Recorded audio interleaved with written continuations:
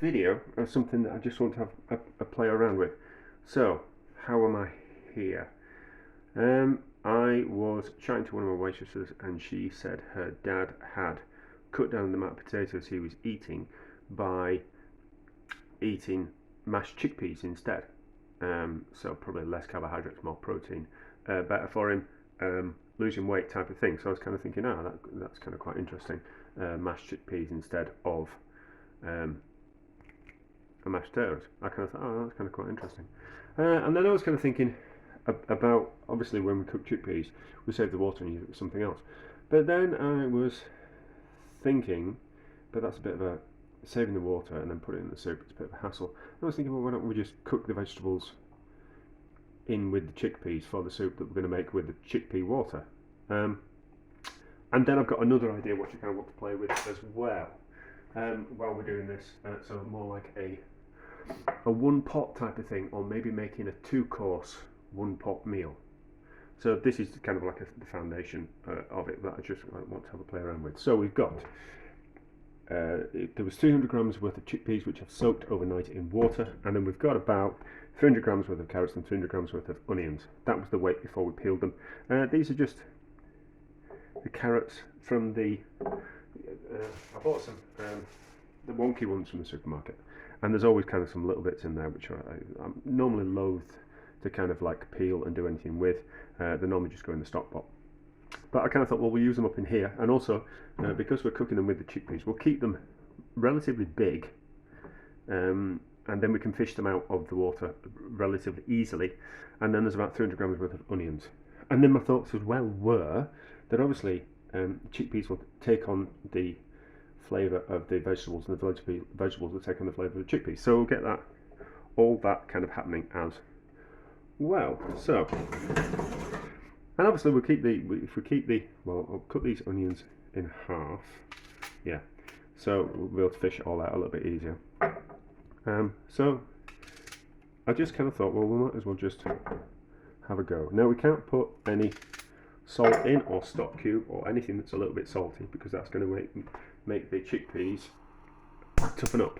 So we can't do that, but not to worry, we can always add those bits of salt later on. So, lid on, bring it up to the boil, and then a slow simmer. And I reckon, because the vegetables are that size, and the chickpeas will take about 45 minutes or so to cook on a gentle simmer, they'll probably be already at the same time.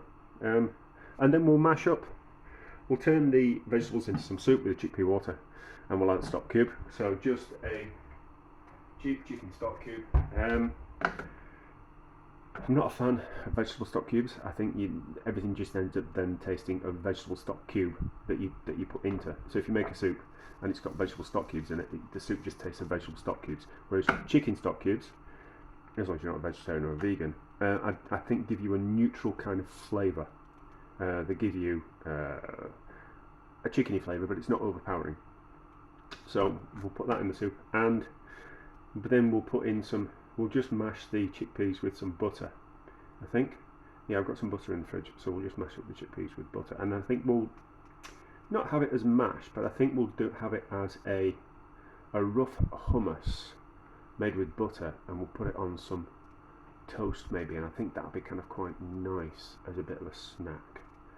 So essentially this is going to be like a 2-course meal anyway. Or it could be a 1-course meal. It could just be a chickpea and vegetable soup, but I'm talking too much, and I'll just let it get cooking, and then while I'm doing other things in the kitchen. So it's taken about half an hour. So if I'm going to cook some meat, which is going to take 2.5-3 hours, chickpeas and vegetables need to go in half an hour before the cooking time of the meat is up. So when the meat's starting to get, like, you think it's going to need about another half an hour or so, then that's the kind of time that you need to be putting the vegetables in. So see, this is where we cut the vegetables big. I mean, I'm not that bothered. Oh yeah, and I put in 2 chicken stock cubes. Just as the chickpeas are starting to get tender, I put in 2 chicken stock cubes, so the chickpeas should be soft. Yeah, soft. But it just started to take on that flavour of the chicken stock cube. So, and we know if we're cooking the chickpeas with some meat, we can't season the meat. But if I'm using something like pork belly, I don't think that's going to be too much of an issue. Things like pork belly, well, pork don't need as much salt, so that shouldn't be too much of a problem. But that's for another video. This is not this video. This video is just me faffing around, isn't it? Well, that video will be me faffing around as well. Let's be honest, all my videos are just me faffing around with things. But I always think if I've got an idea, I might as well video it, and then it's like that learning experience. Then I know where to go wrong, where to go right. It would have been fine to leave some of that onion in with those chickpeas, I would have thought. But we're going to mash them up. Yeah, that'll be fine. That'll be fine. Right, so we need to drain off the liquid, and then we can always add a little bit back.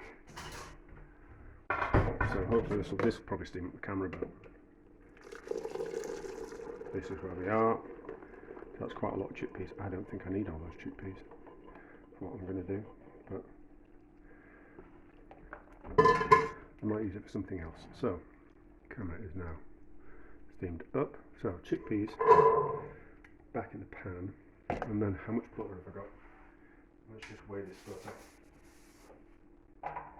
Although it's come out the freezer, this butter, so 90 grams. So 90 grams worth of, I don't think we need all that butter. Maybe not.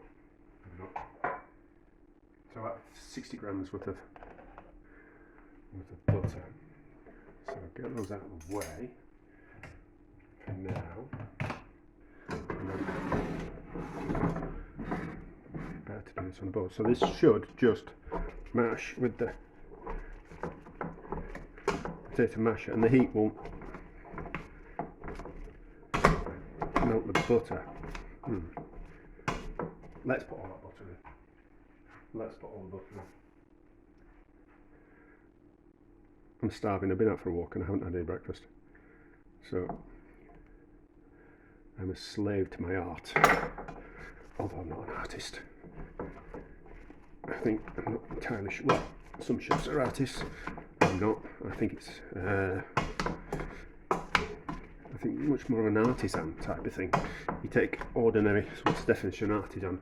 An artisan takes ordinary things and makes them functional and beautiful. And you kind of go, well, that's food, isn't it? You know, beautiful to taste and functional because you eat it. You know, an ordinary thing, like a chickpea. I should put the toaster in. So, like a rough hummus is this. Probably should have got a blender in here, but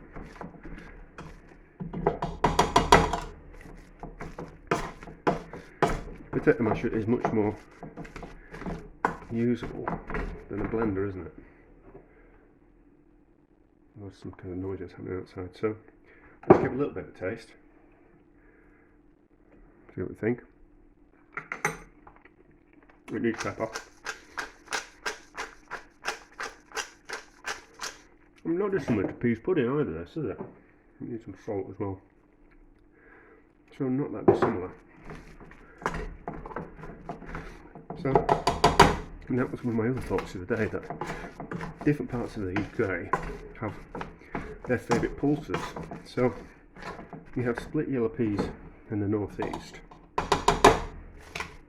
You have mushy peas in Yorkshire, and then in the Midlands they have like a another type of split pea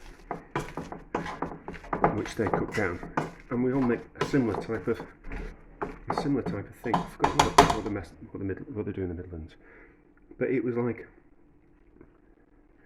I watched this guy describe it, and he kind of said that the rest of the country uses it as bird seed. He says, but we turn it into this dish.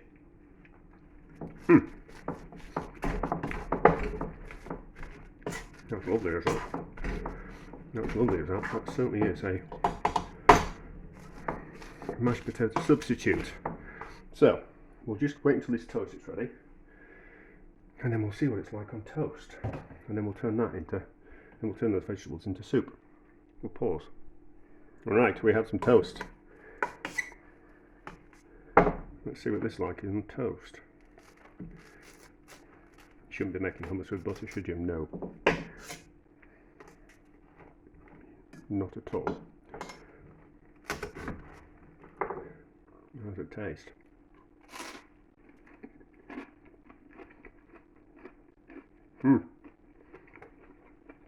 Very nice, that. It's got flavour from the vegetables, obviously the butter, and then the chicken stock cubes. So that's lovely.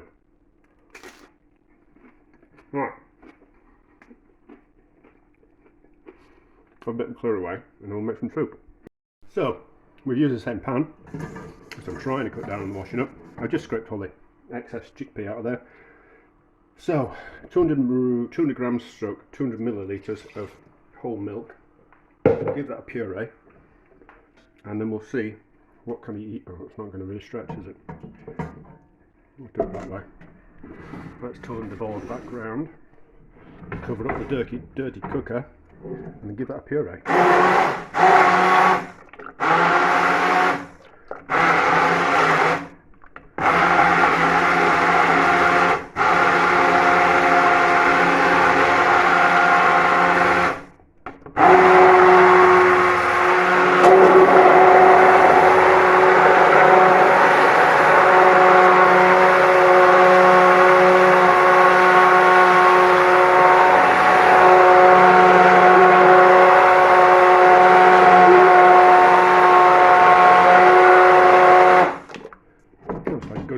That's a good consistency, doesn't it? Have we got a spoon about? Yes, we have.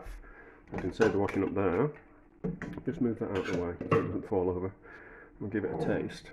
So it shouldn't be too salty, even though there's 2 chicken stock cubes in there, because the chickpeas will have soaked up some of that saltiness from the stock cube.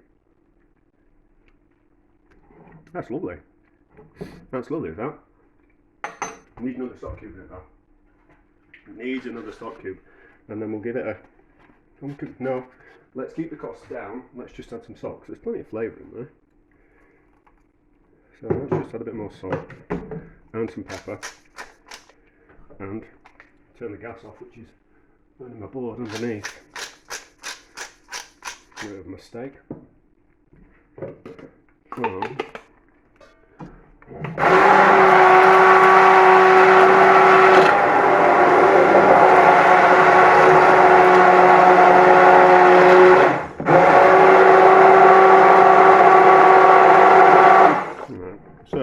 So it is important when you're adding salt to things that you keep tasting and keep mixing properly around. There always is the danger that when you don't mix something properly, when you're tasting some soup or anything else, that the part that you're tasting will be under-seasoned or over-seasoned because you haven't mixed it around properly.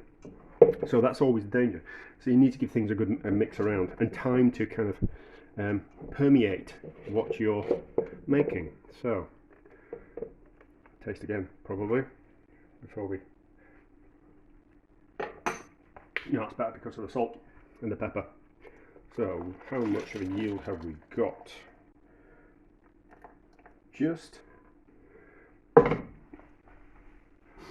Oh, bang on a litre. I don't know how that happened. So, that works, doesn't it? Chickpeas on toast and some soup.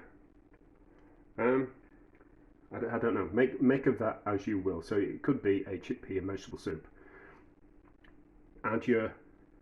You'll need more milk if you turn those chickpeas into the soup, because 200 milliliters of milk won't be enough. So you'll kind of like have to, and you'll need to add more liquid as well, because it'll be too thick otherwise. So it'll need more milk and it'll need more liquid, and it probably needs another stock cube as well if you're going to turn all that into soup.